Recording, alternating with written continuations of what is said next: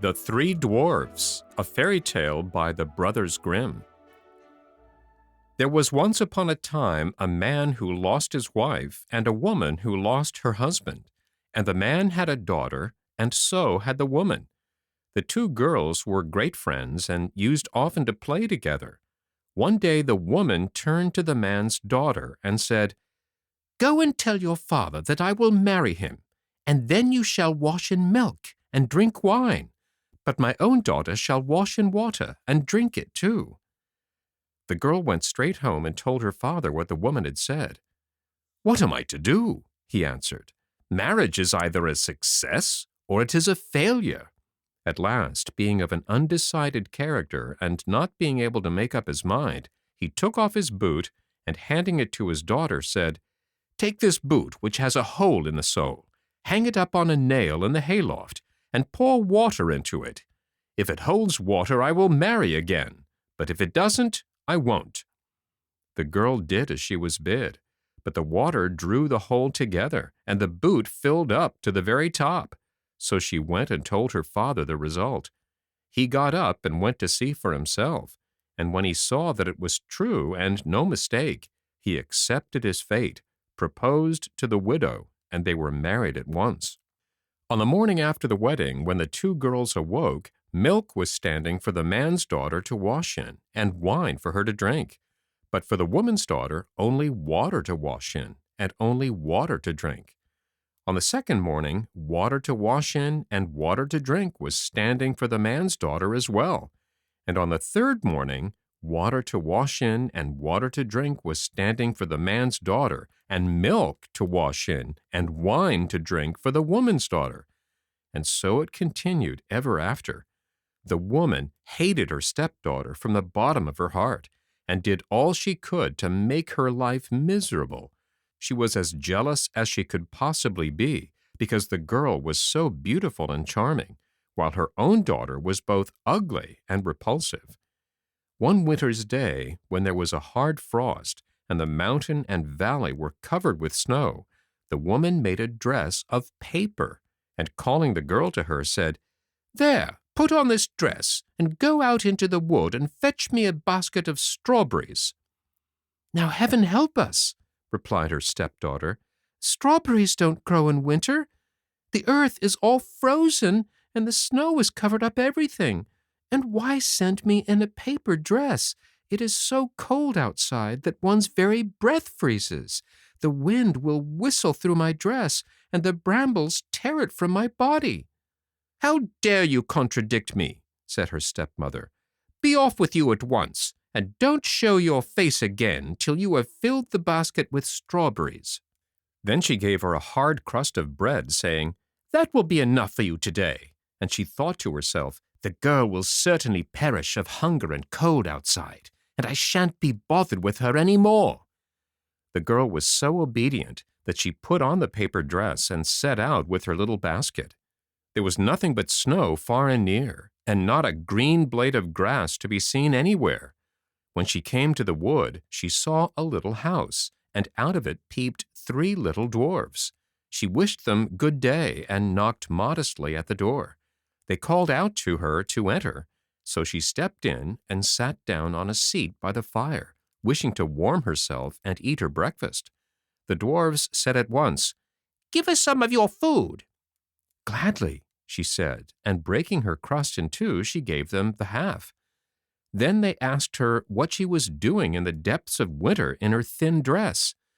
"Oh," she answered, "I have been sent to get a basket full of strawberries, and I daren't show my face again at home till I bring them with me."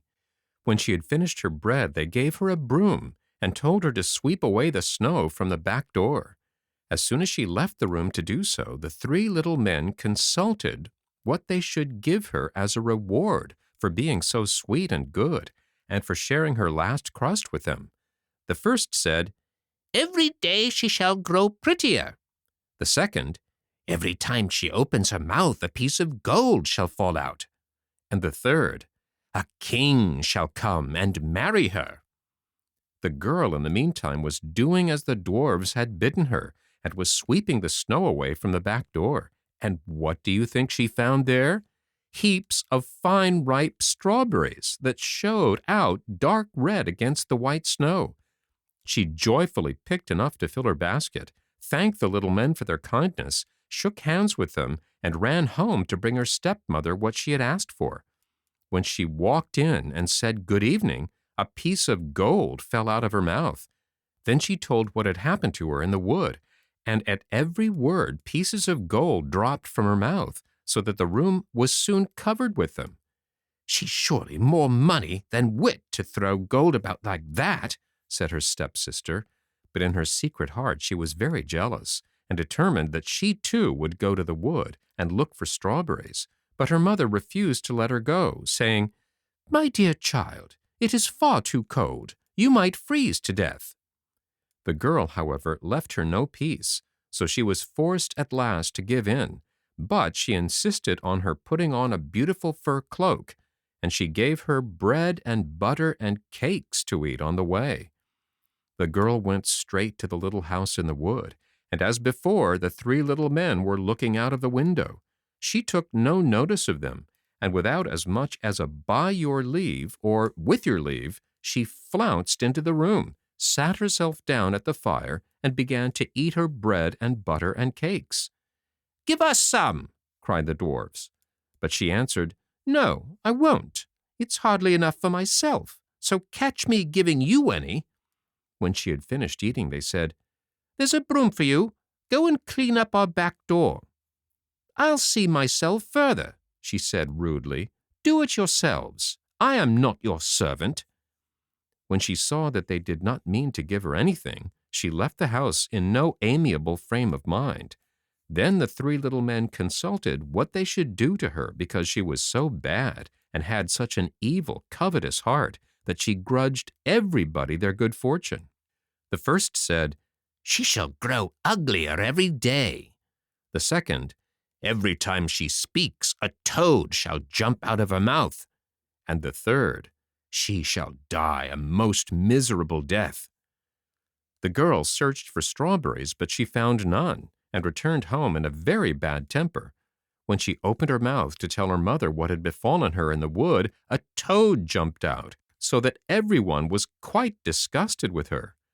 Then the stepmother was more furious than ever, and did nothing but plot mischief against the man's daughter, who was daily growing more and more beautiful. At last, one day the wicked woman took a large pot, put it on the fire, and boiled some yarn in it. When it was well scalded, she hung it round the poor girl's shoulder, and giving her an axe, she bade her break a hole in the frozen river and rinse the yarn in it. Her stepdaughter obeyed as usual, and went and broke a hole in the ice. When she was in the act of wringing out the yarn, a magnificent carriage passed, and the king sat inside. The carriage stood still, and the king asked her, "My child, who are you, and what in the wide world are you doing here?" "I'm only a poor girl," she answered, "and I'm rinsing out my yarn in the river." Then the king was sorry for her, and when he saw how beautiful she was, he said, "Will you come away with me?" "Most gladly," she replied, for she knew how willingly she would leave her stepmother and sister, and how glad they would be to be rid of her. So she stepped into the carriage and drove away with the king, and when they reached his palace, the wedding was celebrated with much splendor. So all turned out just as the three little dwarves had said. After a year, the queen gave birth to a little son. When her stepmother heard of her good fortune, she came to the palace with her daughter by way of paying a call, and took up her abode there. Now one day, when the king was out and nobody else near, the bad woman took the queen by her head, and the daughter took her by her heels, and they dragged her from her bed and flung her out of the window into the stream which flowed beneath it. Then the stepmother laid her ugly daughter in the queen's place and covered her up with the clothes, so that nothing of her was seen. When the king came home and wished to speak to his wife, the woman called out, "Quietly, quietly, this will never do.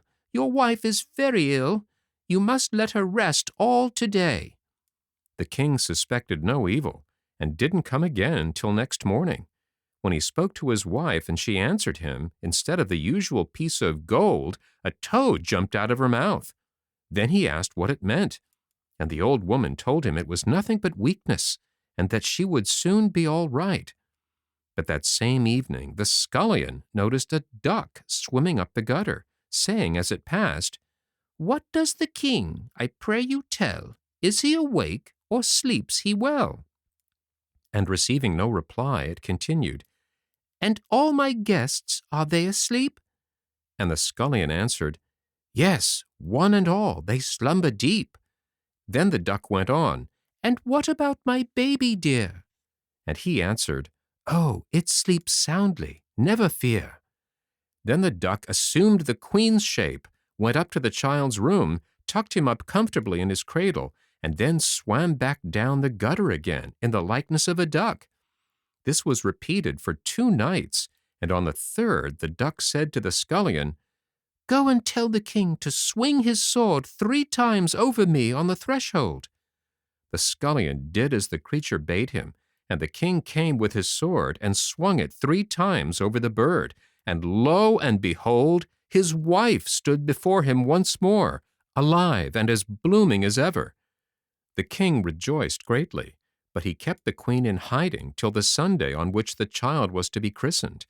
After the christening he said, "What punishment does that person deserve who drags another out of bed and throws him or her, as the case may be, into the water?"